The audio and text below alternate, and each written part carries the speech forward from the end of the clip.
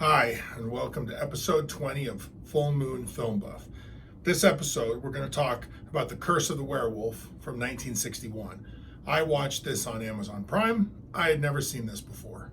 Just a note here, I'm trying something new with the cast and credits, not reading off the entire cast list, but showing it. Let me know what you think. I'm open to suggestions. This is just a test. Terence Fisher helped launch Hammer Films and the careers of Peter Cushing and Christopher Lee with The Curse of Frankenstein. Apparently, Fisher loved doing horror films, but had numerous personality clashes with the higher-ups at Hammer. Anthony Hines was the son of Will Hammer, one of the co-founders of Hammer Films. This film was Hines' first writing credit since they couldn't afford to hire a screenwriter. He was billed as John Elder since he was fiercely protective of his privacy, even apparently telling neighbors he was a hairdresser instead of a screenwriter and film producer. Roy Ashton was head of the Hammer makeup department for most of their heyday.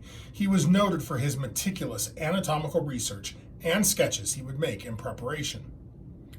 Oliver Reed was a massive star, just one I didn't really know a lot about before, since I was a kid in America during the twilight of his superstardom. I love this part of the project, learning things I did not know before. In the late 1960s, he was the highest paid actor in Europe. By the mid-1970s, he was widely considered to be Britain's biggest movie star. However, it seems he had also burned a lot of bridges in Hollywood, and by the 1980s, his heavy drinking and hell-raising lifestyle was interfering with his professional relationships and perhaps with his acting as a consequence. His IMDb and Wikipedia pages are very long, with an impressive list of films and absolutely crazy anecdotes. As I look over his filmography, I see several films I am familiar with, so apparently I just didn't recognize his face. This film is Oliver's first leading role. In my opinion, Anthony Dawson's biggest claim to fame is playing the first screen incarnation as James Bond villain Ernst Stavro Blofeld in a pair of Bond movies. I know this is a little self-centered of me, but I was most interested to learn Richard Wordsworth was a guest professor in the 1980s at my alma mater, Brigham Young University. Of more interest to most people is probably the fact that he is the great-great-grandson of the poet William Wordsworth. As far as recommending the movie, I absolutely loved it. Ironically, I think the fact that this is the first color movie in the history of werewolf movies works against the movie a little. I end up judging it against other color movies who've had more time to get better at doing color, and that's probably not fair. What does really help it is that this movie takes the werewolf story in some great new directions. I highly do recommend it. The most interesting tidbit about this movie to me is the fact that this is the only werewolf movie that Hammer Films ever made. Hammer Films is a big deal in horror history. They were the preeminent makers of horror movies at this time period. They have a huge catalog of vampire, revenant, mummy, serial killer, just a whole bunch of horror movies. But they only made one werewolf movie. I don't know why. It's just not something they focused on. Another really interesting tidbit about Hammer Films is an innovation that they made. They created almost a new way to film movies. They would go out and they would rent a country manor house where they would be able to build sets and set up and shoot movies in private, but also kind of on location.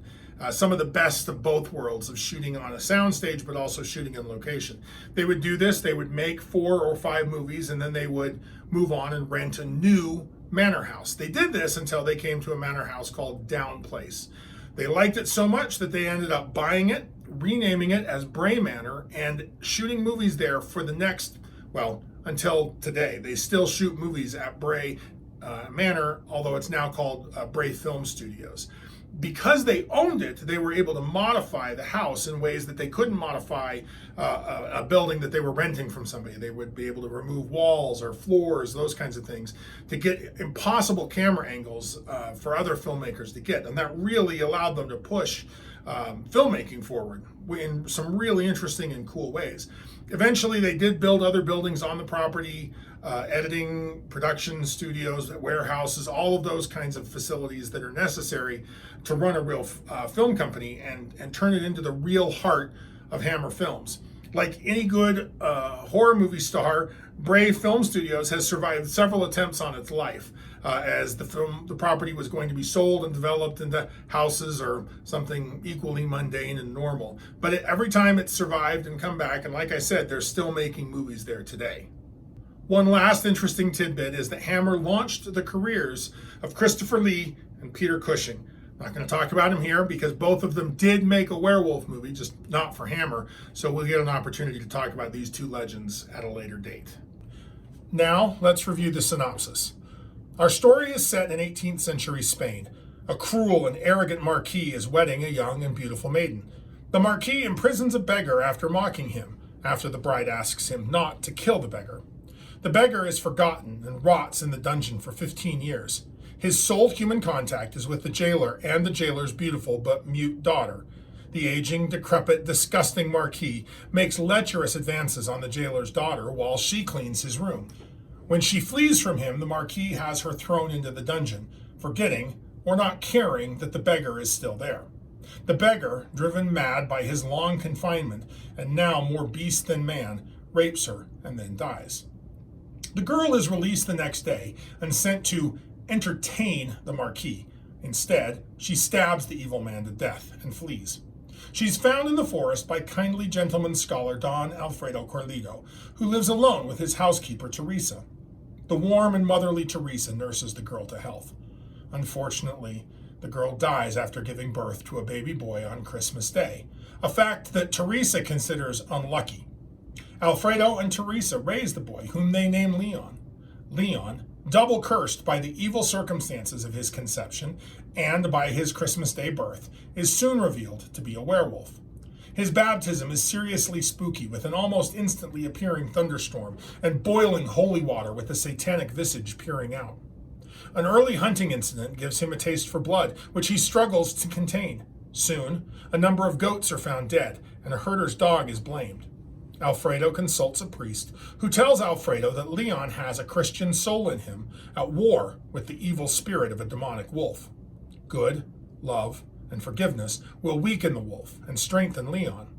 Lust, hate, and violence will strengthen the wolf and eventually destroy Leon. Alfredo and Teresa's love and support for Leon hold the wolf at bay as the boy grows to a man who looks a lot like Luke Skywalker. Seriously, it is kind of distracting.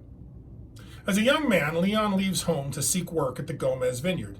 The vintner, Don Fernando, sets Leon to work in the wine cellar with Jose Amadeo, who becomes Leon's friend. Leon falls in love with Fernando's daughter, Cristina.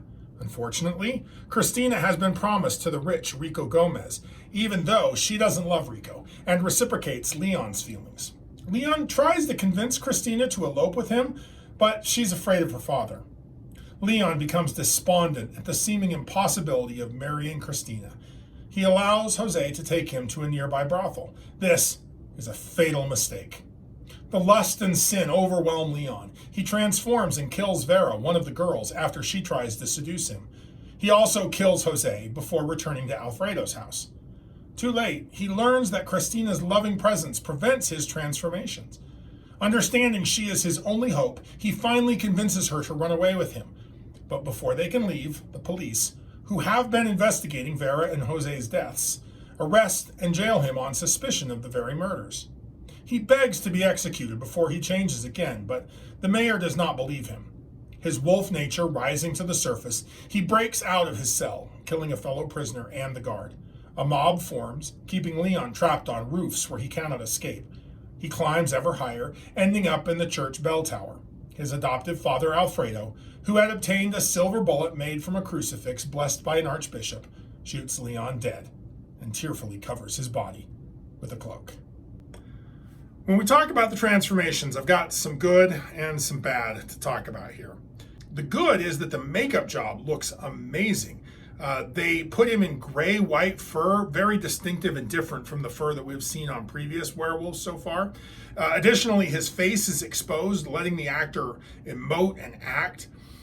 They do a full torso makeup job because Leon loses his shirt pretty early. And overall, it just looks cool. I really, really loved it. So what's the bad?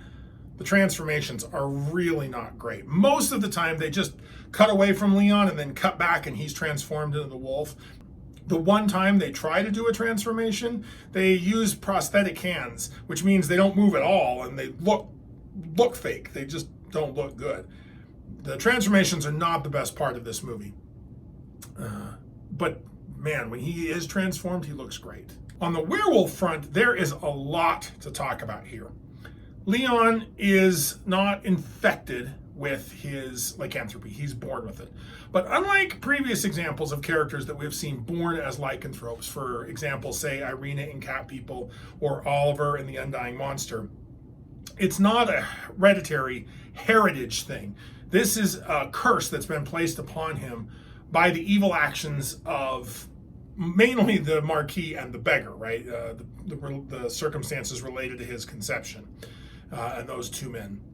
And as a result, Leon has a choice, right? Does he strengthen the wolf or does he weaken the wolf? The big tragedy of this film is that at a fatal moment, Leon makes a bad choice, and it's a choice with just horrible consequences. He dies as a consequence of that choice. Leon, as a werewolf, is clearly stronger than a normal human. I mean, he blows that cell door off of the dungeon cell that they've got him kept in like it's nothing, right? And he's also clearly tougher than a normal human. Even as a child, he shrugs off a musket ball wound that would have killed most people. So this wolf is tough, strong, fast, and a very real and serious threat. This movie also really leans into religious iconography.